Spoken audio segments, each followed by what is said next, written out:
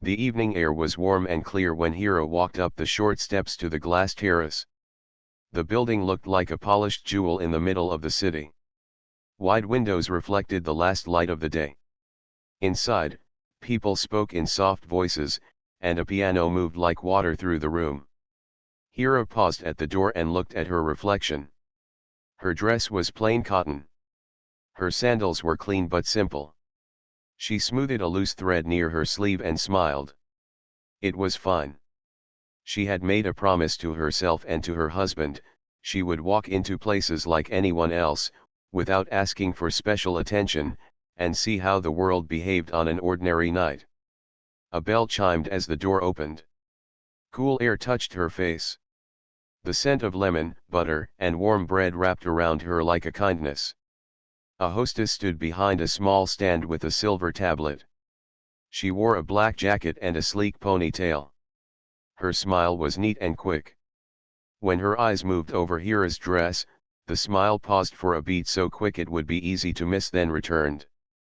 "Good evening," the hostess said. "Do you have a reservation?" "Yes," Hira said. "Under Hira." The hostess tapped the tablet. Her eyebrows barely moved, but Hira noticed a small frown. "Let me check again." Tap, tap, swipe. The room hummed with quiet chatter and clinking dishes. The hostess lifted her eyes. "I'm sorry, I'm not seeing it." "We can do a walk-in. The current wait time is about 45 minutes. Hira glanced into the dining room. She saw two empty two-top tables near the wall, another by a pillar, and one small table by the window. She did not point them out. Instead, she said, "Thank you. I can wait." The hostess nodded toward a narrow seating area beside the bar. "You can sit there." Her tone was polite but cool, like a spoon placed carefully on a table where it didn't quite belong. "Someone will offer you water shortly." Hira stepped to the side. A young server hurried over with a paper cup. "Water?" he asked, already placing it on the side stool. At the same moment, another guest arrived behind her, and the same server carried crystal glasses on a tray with bright slices of lime. Hira said thank you and lifted the paper cup. It bent slightly in her hand. The water tasted fine, and that was enough. The room glowed with warm light. Tables were dressed in soft linen. Tall vases held a few green branches, simple and graceful. Hira sat and watched. Watching was easy for her. She had done it all her life. It kept her curious and kind. The couple at a nearby table leaned close, smiling as they read a little card about the day's menu. A family celebrated something with quiet joy. A small gift bag sat at the edge of the table like a secret. A server in a pressed shirt moved around them with practiced steps, but his eyes looked a bit tired. The door opened again. A small group of influencers, bright with makeup and camera lights, entered laughing. The hostess's smile warmed by several degrees. "Welcome," she said. "So good to see you." She waved them past the stand without even asking for a name. They glided through the room toward the window. A table Hira had noticed was empty. One of them gave Hira a long, quick look, from sandals to hair. It was not an unkind look, but it held a question: should you be here? The person looked away, said something into a phone, and laughed again before sitting. Hira breathed in and out. It was all right. She folded her hands on her lap and let the piano carry her thoughts. She did not look at her phone. She did not text her husband. She had told him she wanted to try this place as a regular guest. He had nodded and said, "Tell me how it feels." She had promised she would. Minutes moved like slow drops from a faucet.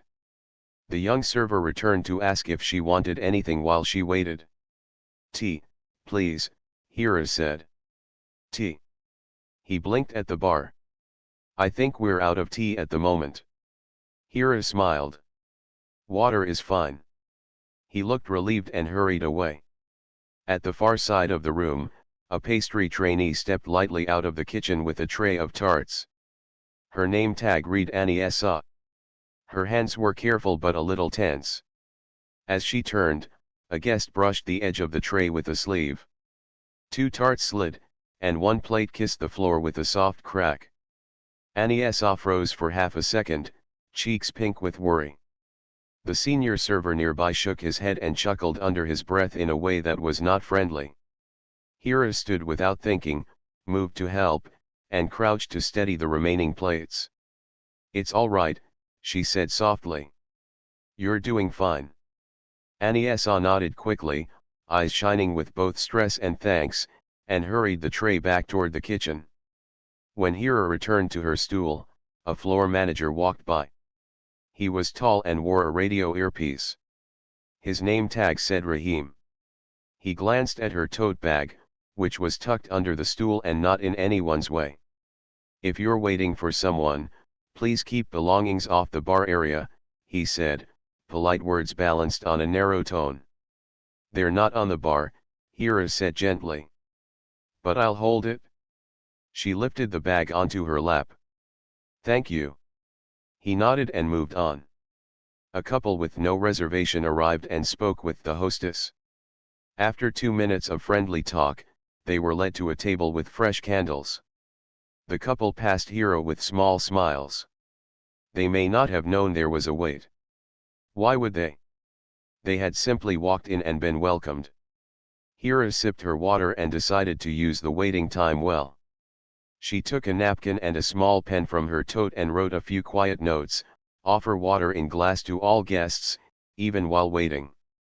Seat in order of arrival inside each tier of reservations. Warm dishes on warm plates." She placed the napkin beside her, face down. She was not here to correct anyone. She was here to see, to learn, and to remember what it feels like when your clothes are simple and your name is not a key. The door opened again. An elderly woman with a cane stood on the threshold, blinking at the change from the soft night to the bright room. The hostess asked for her reservation. The woman explained she was meeting a friend and might be a little early. Hira rose and moved to her side. "Please, take my stool," she said. "It's steadier than standing." The woman thanked her, touched by the small kindness, and sat with a grateful sigh. "You have a good heart," she said. "What is your name?" "Hira." "I'm Safi Ya." "It's nice to meet you." "Nice to meet you," Hira said. She stood near the wall so the stool remained free. The piano shifted to a soft, steady rhythm. The smell of roasted vegetables drifted out from the kitchen, layered with thyme and butter. Somewhere a cork popped and laughter rose, then settled back down like a bird landing. Hira noticed that one server spoke to guests with genuine warmth, asking about their day, while another spoke with a polished script that did not always match what people needed. She also noticed the reset of a table took a long time. Forks and knives were placed carefully, then moved again. Small delays added up. It made the room a little slower and a little less calm than it looked at first glance. After 25 minutes, Rahim returned. "We can seat you at the bar," he said, glancing toward the high stools near the bartender. "The dining room has a look tonight." "A look?" Hira asked. "A design balance," he said. "We're curating the window section for a specific energy." "I understand," Hira said. "The bar is fine." She did not mention the open two-top now filled by the couple who had walked in 5 minutes earlier. She did not mention the small table by the pillar that still sat empty.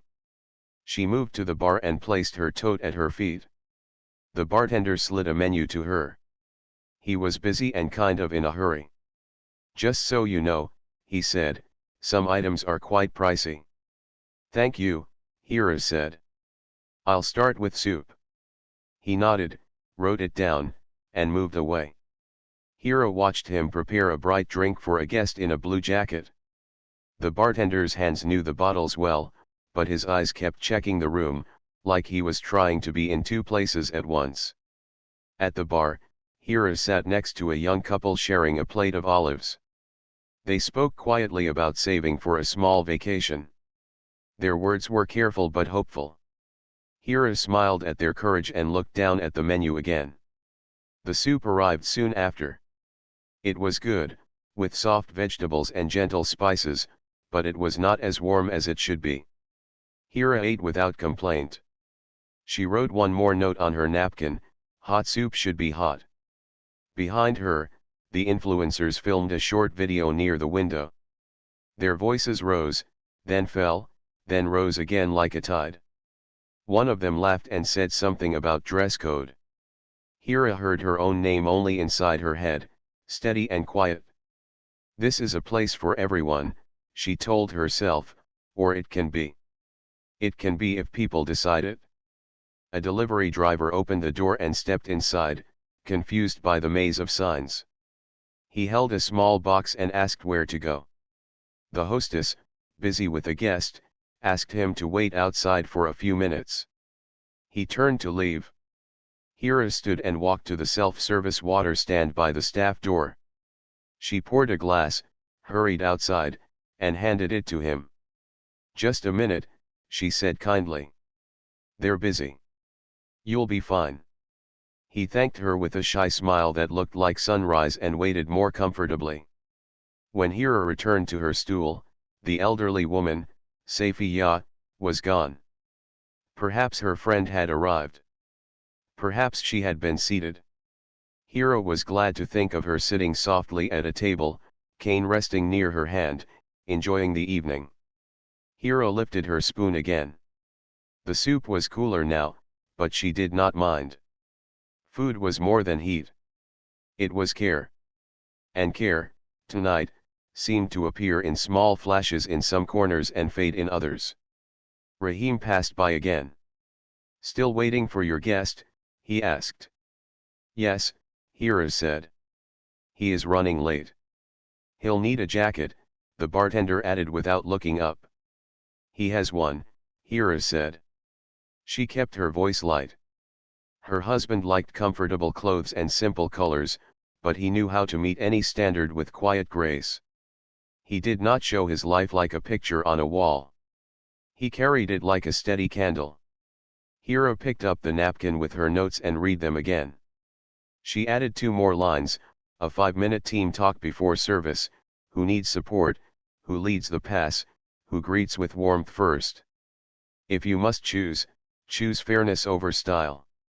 She smiled at the last line and set the napkin face down once more. Time passed. The piano shifted to a song she recognized from years ago. It made her think of walking by the sea in winter, holding warm tea, watching birds fold the sky. She felt calm, even inside the little stings of the night: the paper cup, the careful tone, the long wait that did not seem to apply to everyone equally. She had a choice. She could step outside, make a call, and change the air in this room in 1 minute. But then this night would stop being useful. It would stop telling the truth. And Hira wanted the truth. How did a place treat someone whose name meant nothing to them? How did they behave when they thought no one would remember? She stayed. She sat. She listened. She wrote nothing else. She tucked the napkin into her tote like a small letter to a future version of this room. At last, the door opened again. A car stopped at the curb, a modest sedan, clean but not grand. A man stepped out, straightened his blazer, and looked through the glass. His eyes found Hira like they always did, as if she were the only steady point in the room. He gave a small wave, and she felt the rest of the night settle into place. She lifted her hand in return, then lowered it to her lap and folded her fingers together. She did not stand. She did not call out. She waited, the way she had waited for the room to show itself, for people to show themselves. As her husband reached for the door handle, Hira felt calm and clear. She would keep watching. She would keep learning. And whatever came next, it would happen in the open, at the same height as everyone else, where respect could be seen, measured, and practiced like any other craft. Rahim returned with a small, smooth smile that did not reach his eyes. We can seat you at the bar, he said. The dining room has a look tonight. His words were careful, shaped like something he had practiced in a mirror. He gestured toward the high stools. The window tables stayed open like quiet islands of light. The bar is fine, Hira said. She kept her tone steady, the way she kept a teacup steady on a moving train. She lifted her tote and walked over.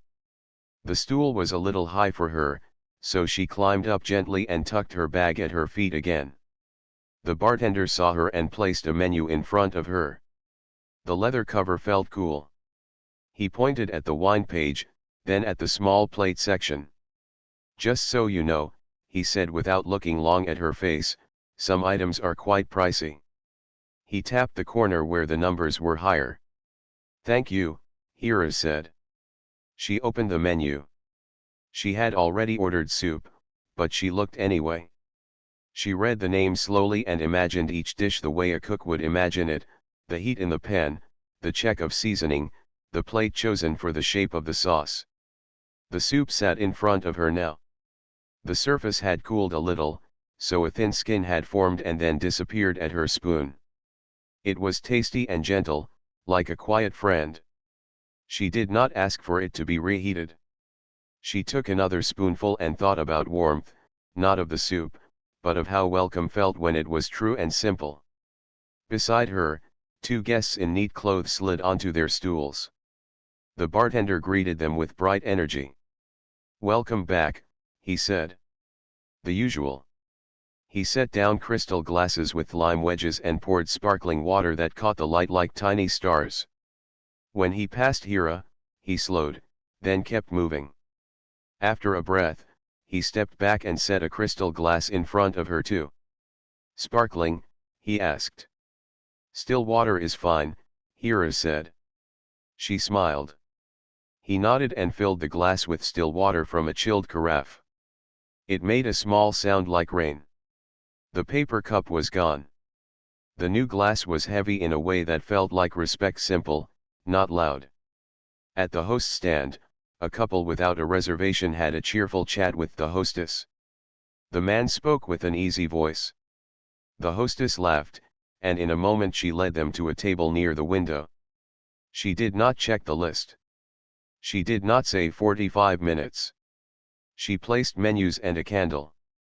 The candle flame shaped itself and glowed in the glass like a small, proud promise. Hiro looked down and wrote on her napkin, seat in order of arrival inside each block of reservations. If you must move someone, explain why. She drew a small square next to the line, a habit she had learned years ago, boxes to tick when a practice became real. From the open pass to the kitchen, she could see a short burst of motion. Plates moved out and in. A man in a white jacket called out times in a steady voice. 4 mains walking in 3, he said. 2 salads walking now.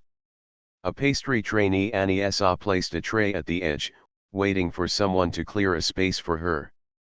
No one did. She stood very straight, not wanting to disturb anyone, not wanting to fail. After a moment, she stepped back, and the tray wobbled on its thin legs. She caught it. Her face was calm, but her hands had that careful tension that lives between courage and worry.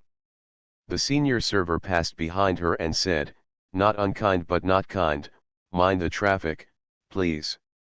He did not look at her.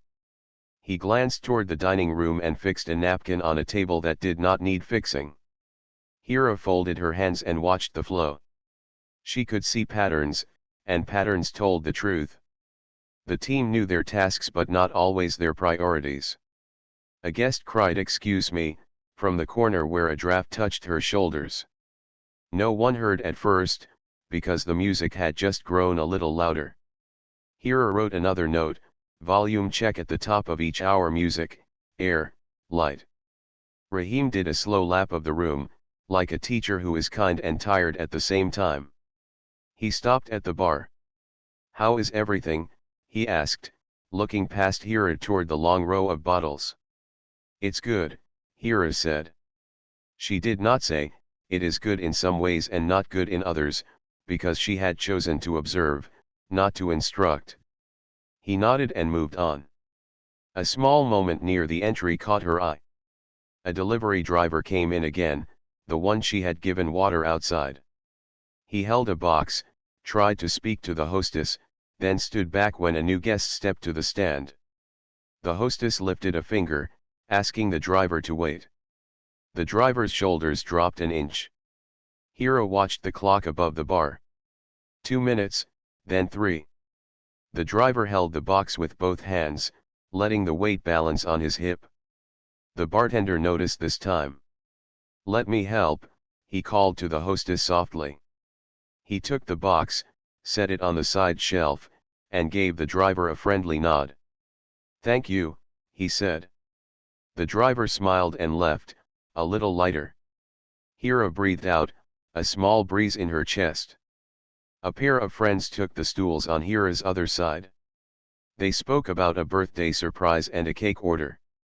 They had called ahead. Their voices were patient and excited. When the bartender heard cake, he grew alert. He checked the notes under the bar and frowned. "Let me confirm with the kitchen," he said. He picked up the phone, spoke quickly, listened, then said, "We have a chocolate tart on hold for a table in the dining room. If you're okay with that, we can set a candle and a small message." "But we asked for lemon," one friend said, still gentle. "I'll try again," the bartender said. "Sorry for the confusion." He ran a hand through his hair as he dialed. Hira wrote a small note, "Cross-check special orders at pre-shift, print them twice, host stand and expo." She drew a second square next to it. At the window table, the group of influencers lifted cameras and filmed short loops. Their laughter rose as they repeated lines and angles. One of them tilted a glass to the light and said, "This is the vibe." They were not mean, just very busy showing the room to people who were not in the room. Hira felt no anger toward them. The world was large, and people shared it in many ways. But she could see how the staff's attention bent toward that table like a plant turning toward the sun. An older couple arrived, walking slowly. The host's stand was busy. Hira slid down from her stool and stepped over to the woman. "Would you like to sit for a moment?" she asked. "This stool is a little high, but I can help you up." The woman smiled. "We'll be all right, dear." Her partner thanked Hira with his eyes. A minute later, a junior server noticed them and brought a proper chair to the side. Back at the bar, the soup bowl was empty. Hira closed the menu and placed it neatly on the counter. The bartender, still moving quickly, passed by, then returned. "Would you like anything else while you wait?" he asked. "Maybe some bread," Hira said. "Only if it's easy." He nodded and placed a small plate in front of her with 2 slices and a little dish of olive oil. "On the house," he said, perhaps because he had seen the way she noticed the delivery driver, or because her quiet patience made him want to be careful too. Hira dipped a piece of bread and took a small bite. It tasted like care when it finally shows up, late but honest. She looked at the dining room again. The open tables were not open now. The room had filled with a gentle rush. A table of 4 laughed softly. A single guest read a book and moved her finger along the line she was reading. A server bent to speak at the guest's level and did not rush the answer. Near the pass, Aniesa waited with a new tray, smaller this time. Her hands were still steady. A senior baker came up beside her and checked the glaze on one tart. "Good," he said simply. It was a small word, but it helped. Aniesa's shoulders relaxed by a finger's width. The floor manager called for a quick reset of the 2 top by the pillar. The junior server who brought the chair earlier rushed over and began to set the table, but he fumbled the fork placement. He looked at the glasses, then the forks, then back to the glasses, unsure. Hira watched him swap the fork left to right and back again. He was new. She knew that look. She wrote, "Seat new team member with a mentor for first week, 5-minute shadow before the shift." A soft ripple of confusion ran along the bar when two guests asked for the same seat now that it had finally opened. The bartender tried to help the hostess with the queue, and for a moment the list on the tablet and the mental list in Raheem's head did not match. A second 45 minutes was offered to someone who had already waited 30. A small frown, a little apology, and then a quick switch solved it. The room breathed again, but the breath had been tight for a moment. Hira did a quiet count in her mind, small slights like dust on a shelf. None very heavy, but together they made a weight. Price warnings. Seating by appearance. Public correction of a trainee. A birthday order not confirmed. A delivery person asked to wait outside again. Each one alone might be fine, forgivable, a passing cloud. Together, they shaped the air. She added to her napkin, do not mention price to guests unless asked, teach menu with respect. Then, never correct team members in public, fix in private, praise in public. She looked at the boxes she had drawn. The boxes did not judge, they simply waited for a pencil to mark them one day. Raheem approached the bar again and placed a hand on the counter, finally looking at Hira as if she were fully there. Your guest, how much longer do you think? He asked. He is on his way, Hira said. We are curating the last window table, he said. If he arrives in the next 10 minutes, we might be able to adjust. He paused at the word as if it cost him a coin. Thank you, Hira said. If it is possible. She knew the table was not about view. It was about fairness. But she also knew any change tonight should come from the room wanting to be better, not from a name spoken at a stand.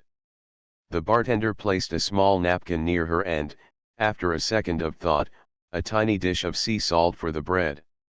This is the good one, he said, almost smiling.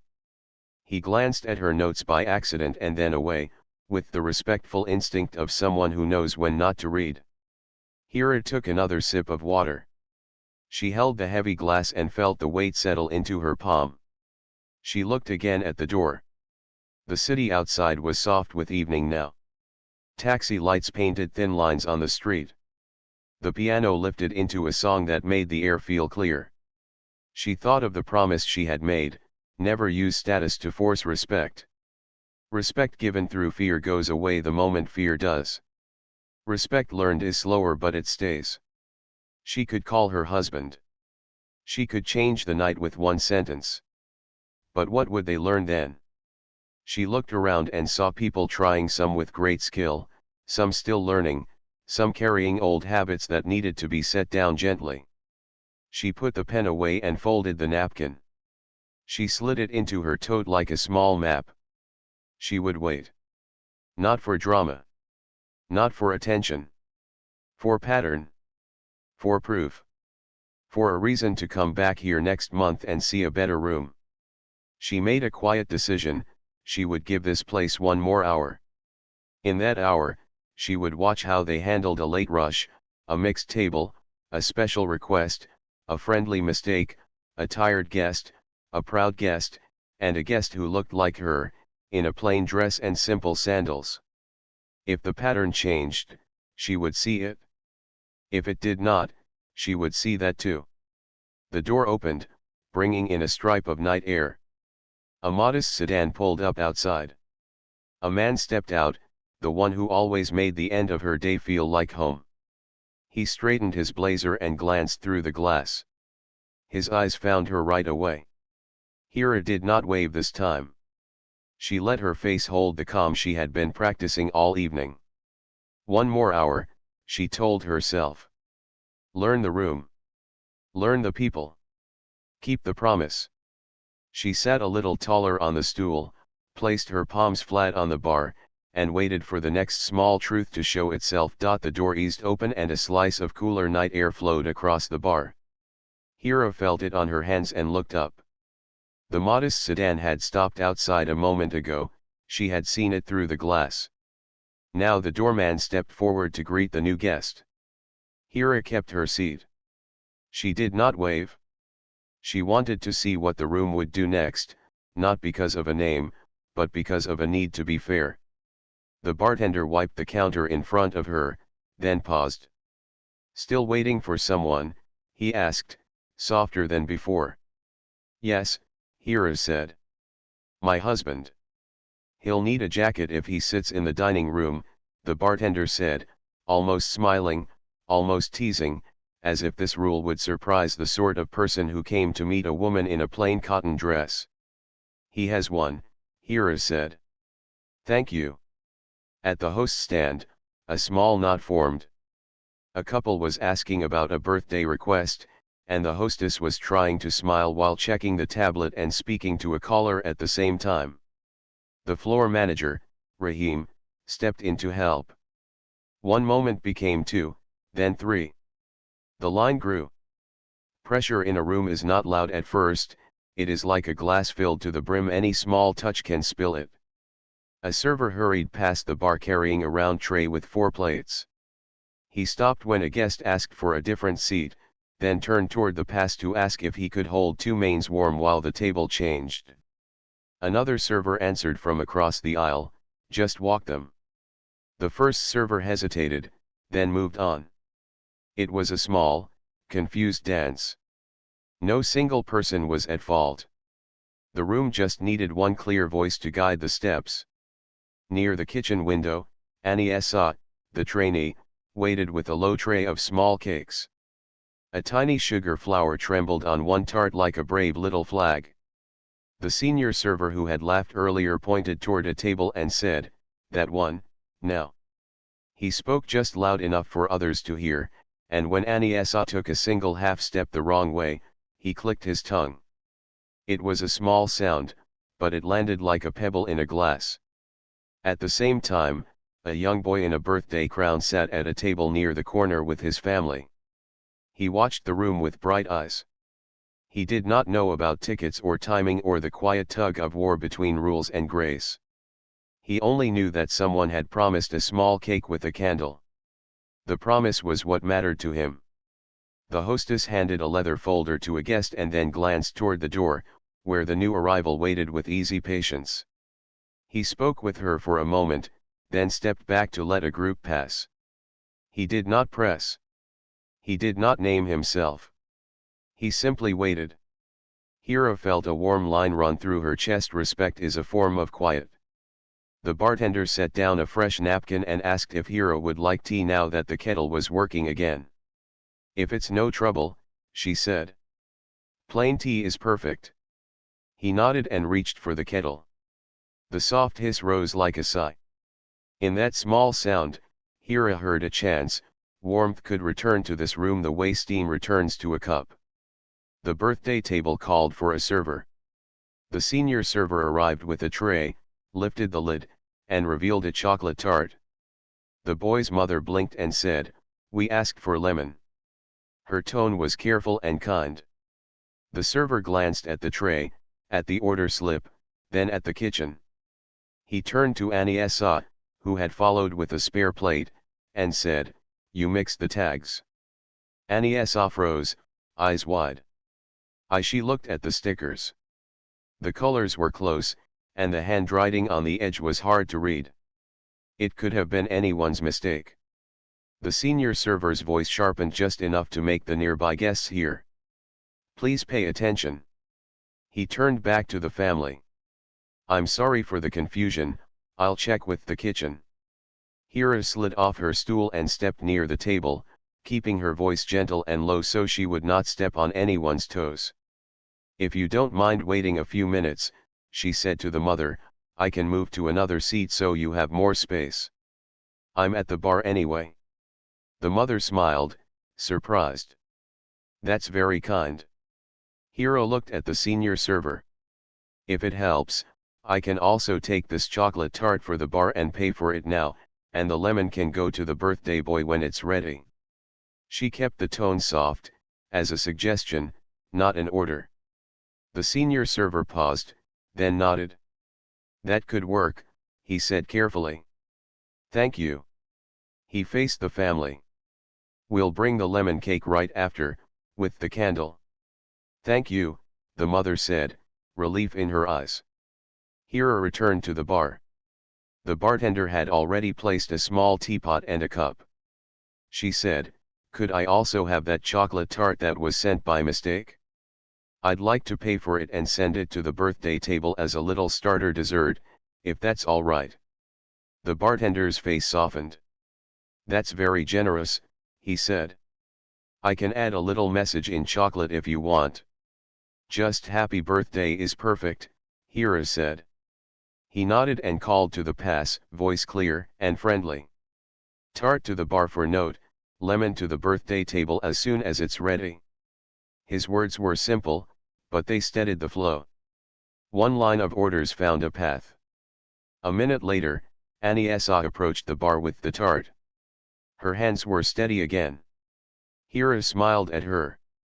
"You handled that well," she said quietly. "It's easy to bump labels when the colors are close." Aniesa let out the breath she had been holding and whispered, "Thank you." The word was small but full. The influencers at the window lifted their phones, catching the sparkle on a glass. One of them said something about dress code energy. It was not a cruel remark, it was just a comment tossed in the air like confetti. Hira heard it and let it drift past. She kept her eyes on the people who were learning, on the small places where a choice could make the room kinder. The delivery driver from earlier stepped back in, paper in hand. He needed a signature. The hostess, still busy, pointed him toward a side shelf and said, "1 minute." The driver stood near the bar, shifting from foot to foot. Hira lifted her teacup and said to the bartender, "Could you sign for him?" "Only if it's allowed." The bartender leaned over the shelf, read the label, and said, "I can sign for this one." He did, and the driver thanked him and left, shoulders higher than before.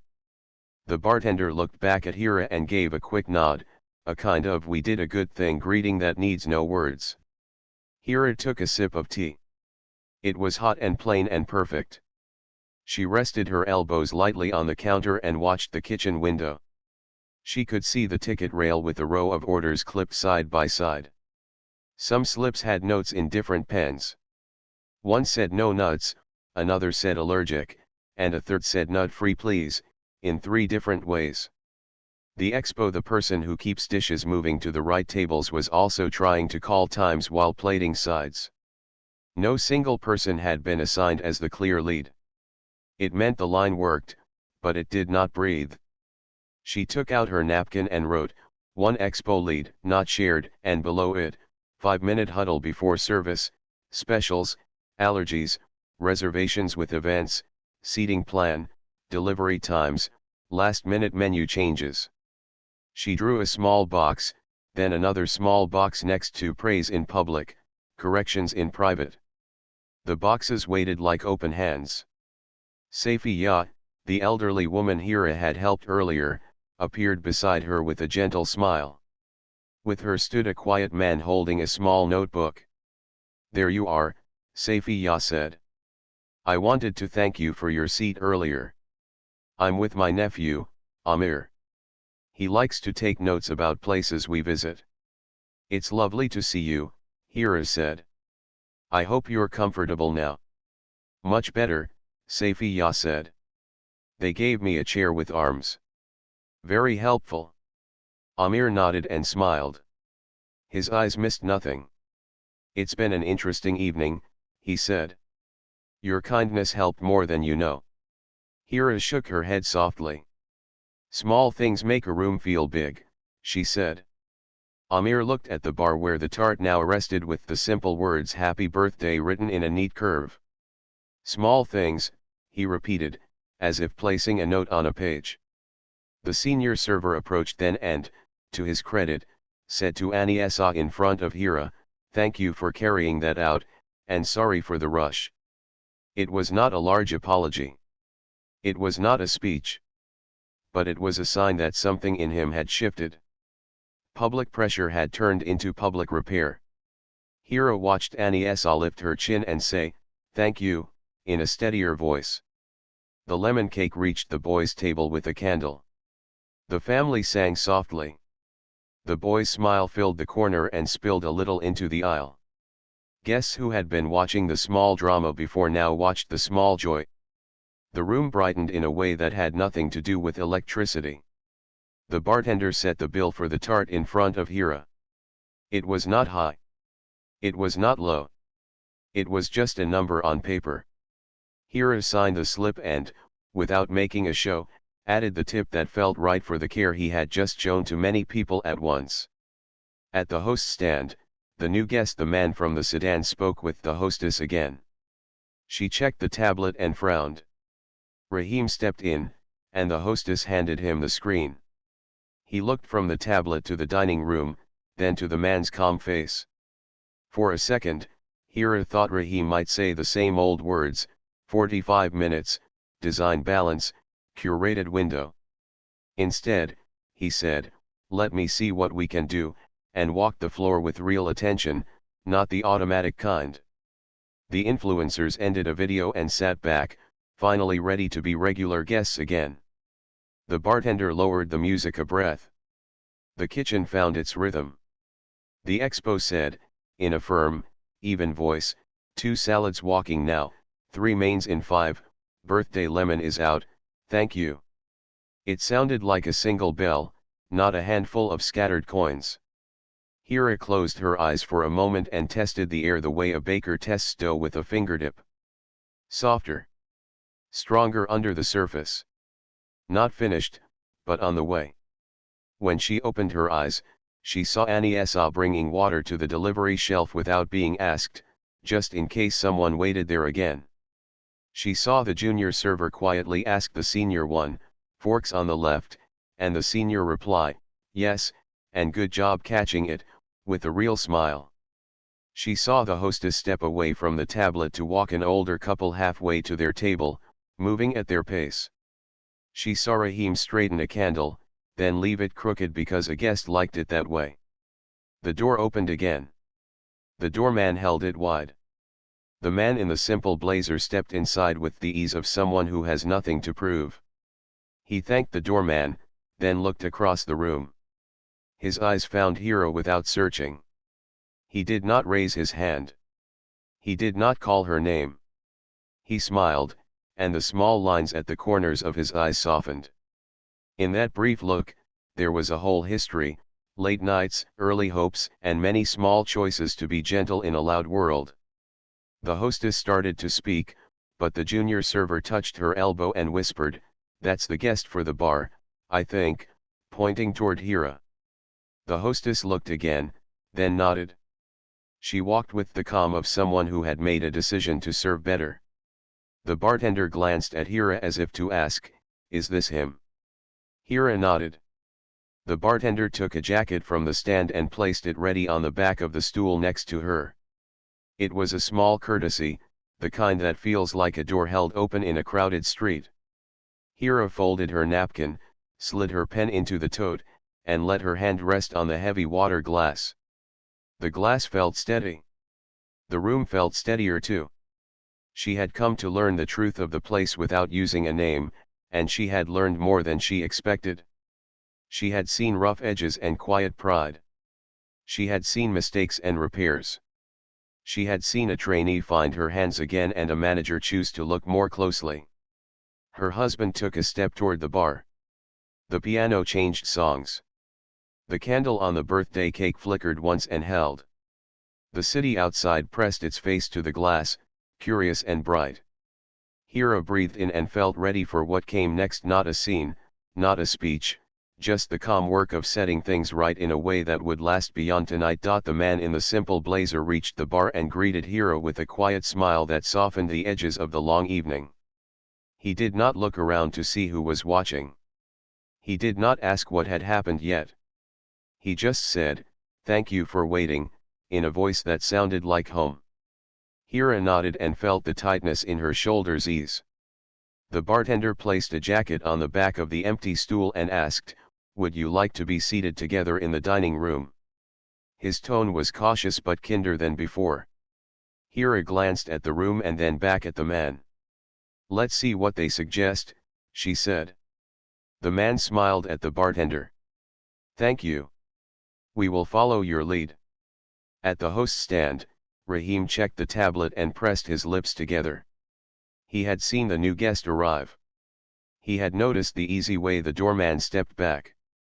Something about the guest's calm set a different rhythm in the air. Rahim walked over to the bar with a steady pace and placed his hands lightly on the counter. "Good evening," he said. "My name is Rahim.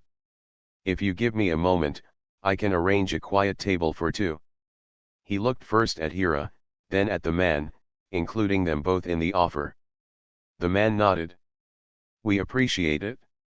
The hostess came up beside Rahim, ready to guide them to the same bar seats again, but the junior server whispered, "The table by the window is coming free." Rahim paused, then made a choice.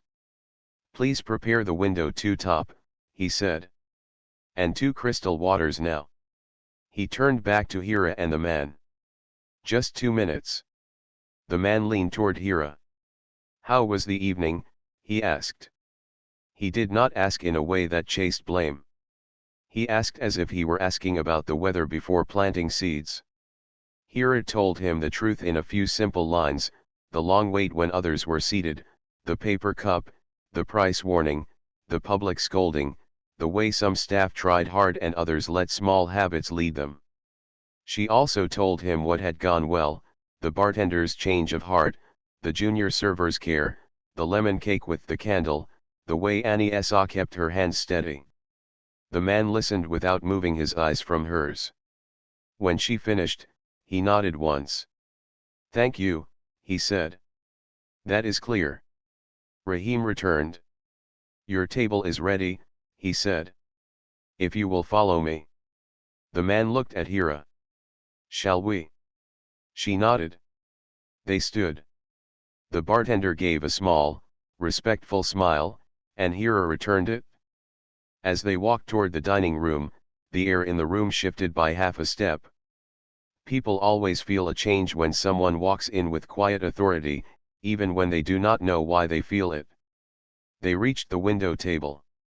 The linen was fresh, the candle already lit, the chairs pulled back.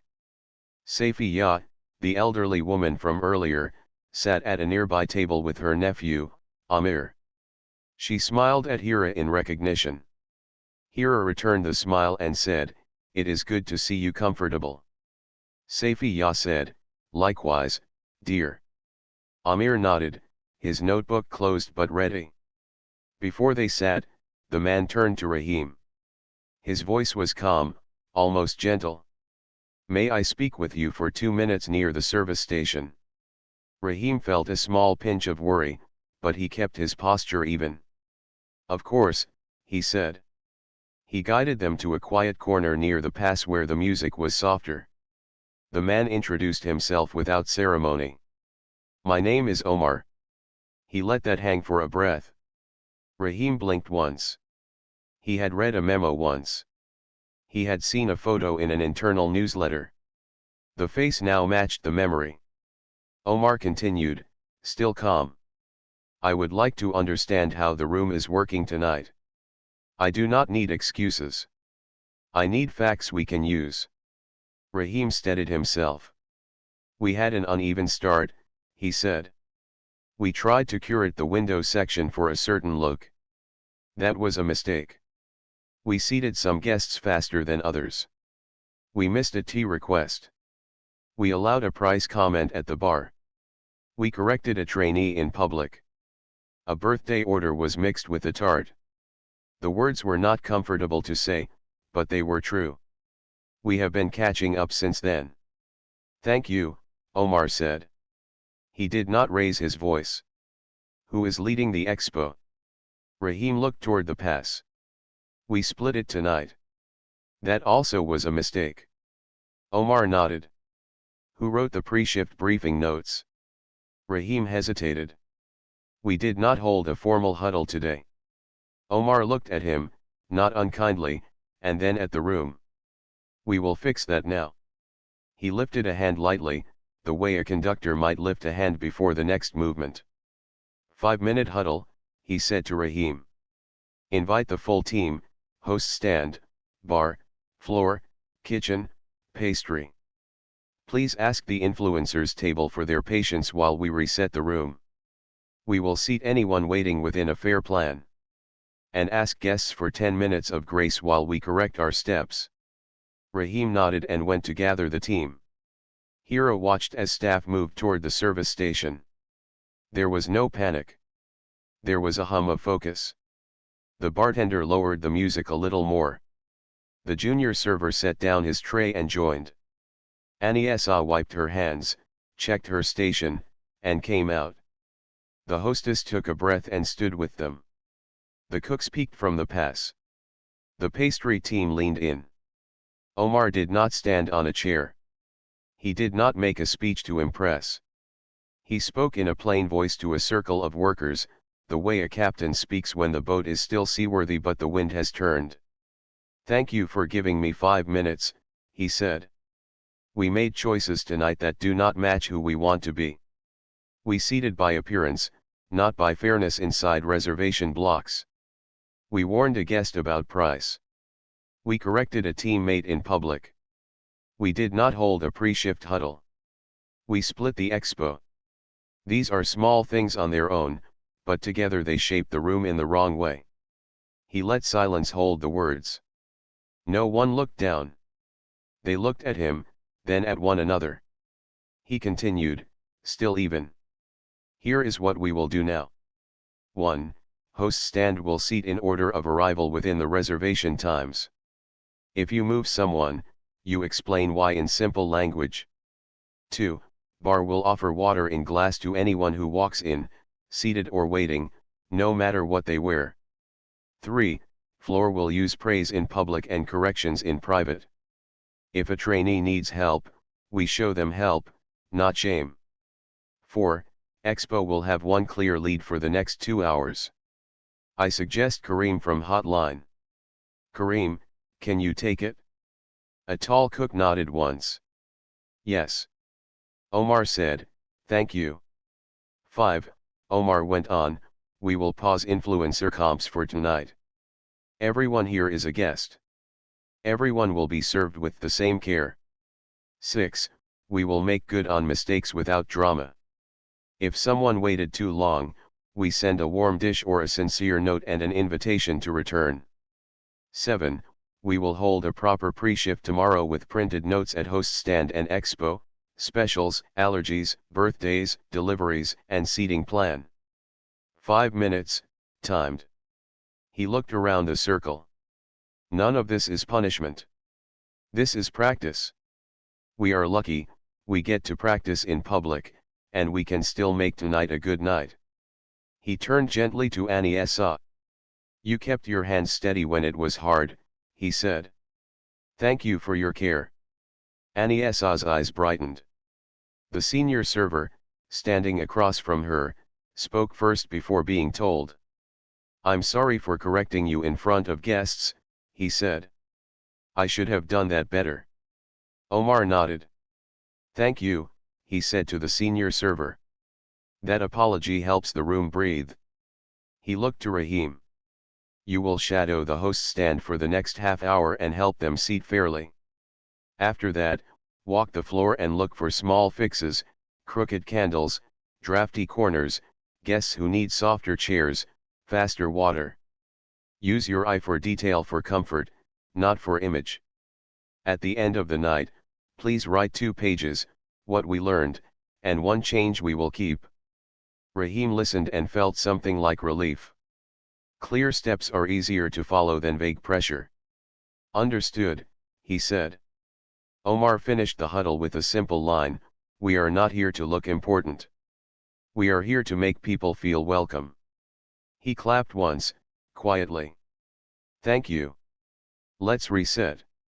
The circle broke and flowed back into motion, but the motion was different now. It had shape. The hostess walked to the influencer table and, with friendly care, said, "We're taking 10 minutes to reset the room for everyone's comfort. Thank you for your patience. Your dishes will come out hot and perfect." They nodded, a little surprised, then smiled. Kareem stepped to the expo line. 2 salads walking now, 4 mains in 5, bar snack to 3, Birthday lemon done, thank you, he called, even and clear. Tickets moved under his hand like notes on a music staff. The bartender poured still water into crystal for a couple waiting by the door without being asked. Thank you for your patience, he said. We are resetting to serve you properly. The couple looked at each other and relaxed. The junior server brought a chair with arms to Safiya's table, checking if she needed it. I'm comfortable now, she said, but thank you, Beta. He smiled and adjusted the distance to the table just a little so her cane could rest. Hira and Omar sat at the window table. The candle light was calm. The city outside was a soft movie with people as the actors. Omar looked at Hira. Thank you for not calling me earlier, he said. We never fix culture by announcing who we are. We fix it by showing who we are. Hira touched the edge of the plate. They have good hearts, she said. They just needed a hand on the wheel. Aniesa came by with bread and oil. For you, she said, voice steady now. And there's a little honey in case you like it that way. Hira smiled. Thank you, Aniesa. Omar said, good call on the honey. She beamed and went back to the pass. Rahim approached and set down 2 menus, then paused. Would you prefer the chef's simple tasting tonight? He asked. It is lighter and seasonal. He did not push it as something expensive. He offered it like a path. Omar glanced at Hira. What do you think? She nodded. Simple tasting sounds right. Rahim bowed his head and left, moving with a calmer step than before. At the bar, the bartender placed a small plate near the birthday table, a neat slice of the chocolate tart Hira had bought earlier, with happy birthday in delicate letters along the rim. The boy laughed softly at the extra surprise. The mother caught Hira's eye and mouthed, thank you. Hira answered with a small nod that said, you're welcome, and also, this is how it should feel. A few guests near the window had recognized Omar by now. Recognition traveled like small light between tables, not loud, but clear. No one came over to take a photo.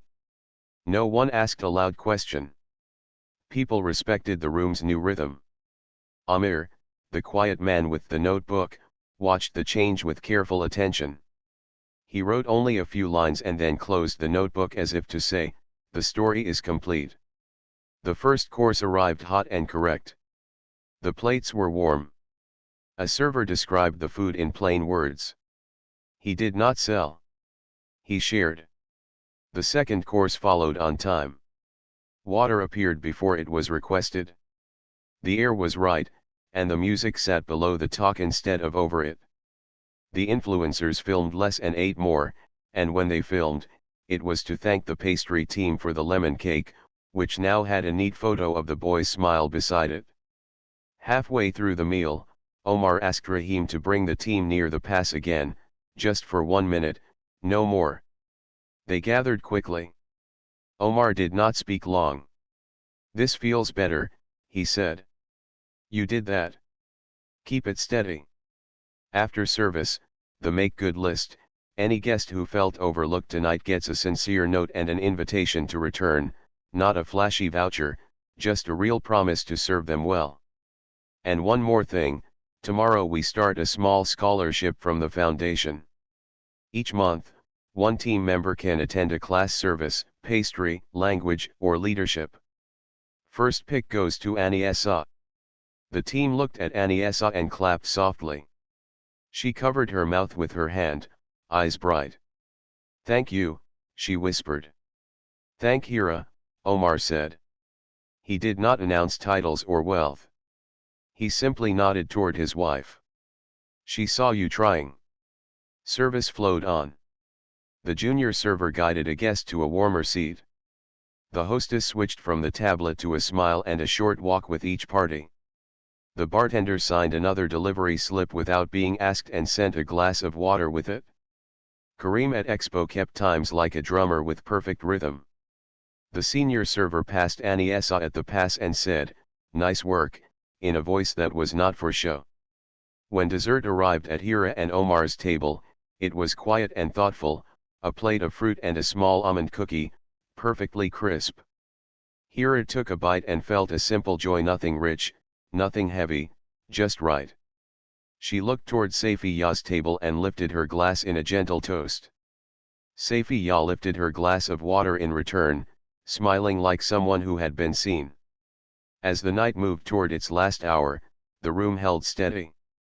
Guests left with soft faces. The door opened and closed with calm. The little mistakes from earlier did not return. Instead, little kindnesses took their place, a folded shawl placed on a chair before a draft, a quiet check on a table with an allergy, a simple "we are glad you're here" to two guests in ordinary clothes.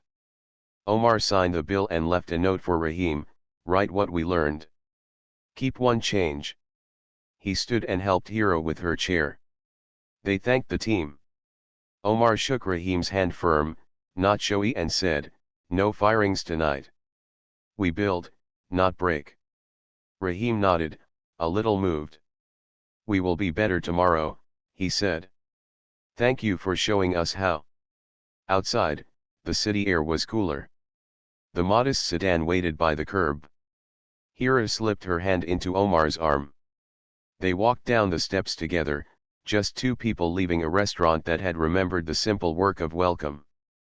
Behind them, the lights in the windows glowed warm and even, like a promise kept. Morning came with a soft light on the glass, and the restaurant felt like a room that had taken a deep breath.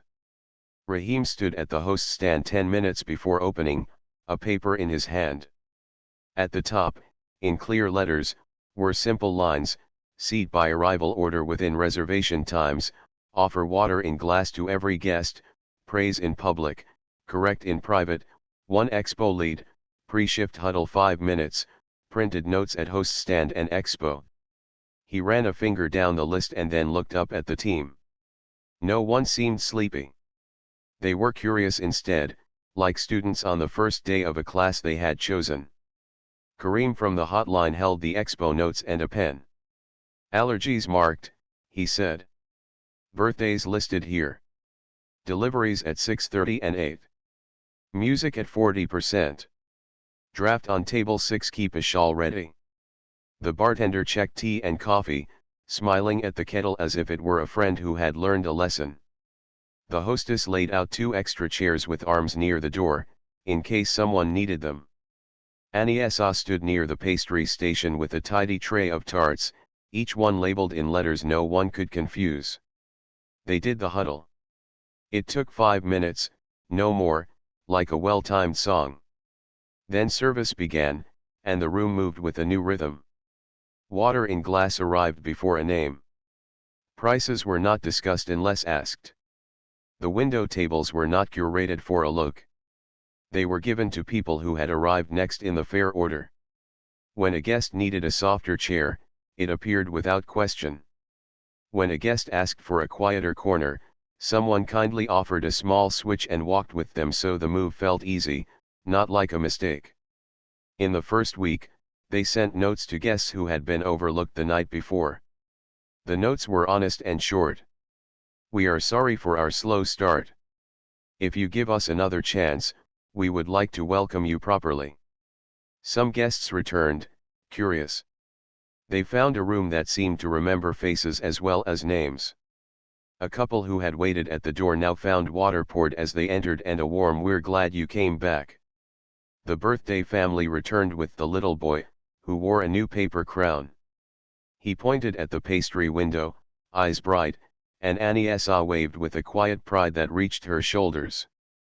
A small change on the wall near the service station drew smiles, a framed page titled "Practices We Keep." Under it was a shelf with a single, simple item in a clear stand, a copy of a napkin with neat hand-drawn boxes and short lines. It did not say who had written it. It did not need to. It said, without names, what mattered: warm plates for hot dishes, seat by arrival, 5-minute huddle, expo lead, fairness over style. Staff tapped the frame lightly before each shift like athletes touching a sign in a locker room, not as superstition but as a promise to themselves. On the second week, Rahim began his training rotation. He shadowed the host stand and then the floor, and he kept a small, plain notebook where he wrote questions instead of orders. "Why do we place the candle here, not there?" he asked. "What does this guest need now?" He learned to see drafts without feeling the wind and to notice a tired smile before it slipped. At night, he wrote 2 pages as Omar had asked, "What we learned today, 1 change to keep." He began to enjoy the pages. They felt like steps on a path he had wanted to travel but had not known how to start. Annie Sa's scholarship class met on a Monday morning. She took the train to a small school kitchen where an old baker with kind eyes showed her how to temper chocolate without fear. "Patience is part of heat," the baker said, stirring with a steady wrist. Annie Sa carried the sentence back like a warm loaf. At the pass the next day, her tarts shone without being flashy. When the senior server walked by, he said, "These look beautiful," and meant it. He had learned to keep his voice soft when help was needed, and strong when praise was due. He was not pretending, he had decided to change. News about the new rhythm traveled quietly and then less quietly.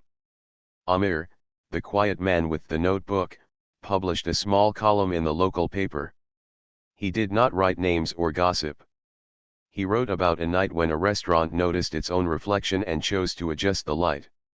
He wrote how a team corrected itself in a way guests could feel.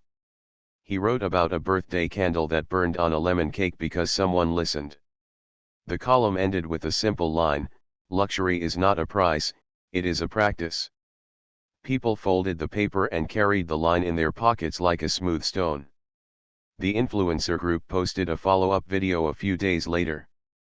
They filmed less and ate more. The video showed a tray steady in a trainee's hands, a host walking at an elderly guest's pace, and a glass of water arriving before a word. The caption said, "We came for the window and stayed for the kindness." The restaurant reposted it and pinned it, not to shine a light on itself but to remind the team, "This is the story we want to tell every night." By the 3rd week, small rituals had settled in. At the top of each hour, the bartender checked music, air, and light. Kareem ran a quiet 2-minute expo reset at 7 o'clock and 9 o'clock, moving tickets like notes again. The hostess learned to explain seating clearly without sounding stiff, "We seat by arrival within your reservation window. If we move you, it will be to make you more comfortable, and I'll tell you why." Guests understood and relaxed. When mistakes happened, and of course they still did sometimes, they were repaired like a small stitch made with a careful needle, not a loud thread yanked across a room. On a slow afternoon, Omar and Hira visited quietly for tea. They sat near the pillar and watched the pre-shift huddle like parents watching a school assembly. Omar said little. He did not need to. Hira spoke with Annie Essa about the scholarship class and asked what she liked most. "We learned to read the shine," Annie Essa said. "Not just on the tarts, but on people's faces." Hira nodded. "That is a good skill." Before they left, Omar asked Rahim for his notebook. He flipped through the pages with care, then wrote 1 line at the bottom of the last entry, "Keep choosing the small fix." Rahim closed the notebook slowly, as if closing a door on a draft. A month later, the glass terrace felt like a different room that had kept its best furniture. Guests came because the food was good, they returned because the welcome was even better. Drivers waited inside for signatures with a glass of water and a friendly nod.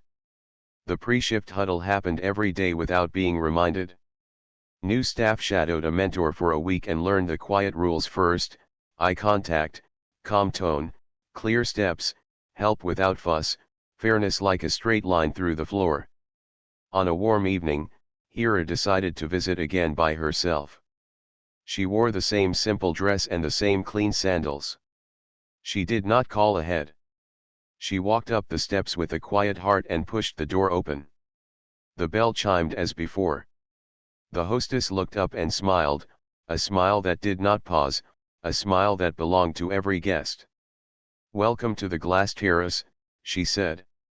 "Do you have a reservation?" Hira said, "Yes, under Hira." The hostess typed, nodded once, and then before any other sentence reached for a carafe. "May I offer you water while I check your table?" she asked. A crystal glass appeared. Hira took a sip. The water was cold and clean. It tasted like a promise kept. "Your table is almost ready," the hostess said. "Would you like a seat for a moment? We have a chair with arms if that's more comfortable." Hira smiled. "This is perfect." She sat near the bar. The bartender greeted her warmly without warning her about prices or making a joke about a jacket. He said, "The kettle is ready if you want tea, and the soup is hot tonight." She nodded and thanked him. Across the room, a birthday table clapped softly for a candle that did not wobble, carried by steady hands. Aniesa glanced over for a second, not to seek approval but to share a quiet joy that felt like steam on a winter morning. Karim at Expo called times in a calm rhythm that now felt like part of the music. Rahim walked the floor with his notebook in his pocket but not in his hand. He did not need to write tonight. He needed to see, and he did. The influencers arrived late, laughing softly, and the hostess greeted them with the same warmth she gave everyone else. She seated them in fair order. They did not mind. They filmed a little and then set the phones down because the food was good and the room was gentle. The delivery driver handed a box to the shelf, took a glass of water with thanks, and left as if he had entered a friend's kitchen. Amir and Safiya came in near 7. Safiya wore a sky blue shawl. The junior server from the first night greeted her by name and offered the chair with arms without making a fuss. "We kept one ready," he said. "It remembers you." She laughed and settled in. Amir lifted a hand to Hira in a small wave. Hira waved back and felt a neat circle draw itself in the air between them, a circle that named no one as the hero and many people as the hands. A soft step sounded at Hira's side. The hostess stood with a calm smile. "Your table is ready, Miss Khan," she said. There was no extra shine on the name, no sudden show of surprise. Just respect. "We're glad you're here." The words landed gently and stayed. Hira followed to a window table. The linen was fresh. The candle steady. Outside, the city showed its evening face, and inside, the room showed its new habits: care before display, fairness before design, practice before pride. Hira sat and let the glass settle under her fingers. She thought of the first night, of paper cups and crooked feelings, and then of this night, of crystal water and simple steps done well. Omar arrived a few minutes later, walking with the same easy pace. He took the seat across from her and looked around, not to be seen, but to see. He caught Rahim's eye and nodded once, a small signal that meant, "Keep going." Rahim nodded back. The bartender poured tea that was hot, and the steam rose like a sign. They ate a quiet meal. They spoke about normal things. They watched small kindnesses happen like stars appearing. When they finished, Omar signed the bill and added a line on the receipt, "Thank you for the practice you keep." Hira tucked the line in her mind the way she had tucked her napkin a month ago. They stood to leave.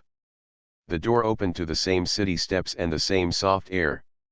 Behind them, the glass terrace glowed steadily, not like a jewel under a spotlight, but like a home with lamps turned low, warm, patient, and ready to welcome the next person who pushed the door and wondered if they belonged. Tonight, the answer was simple and true. Yes.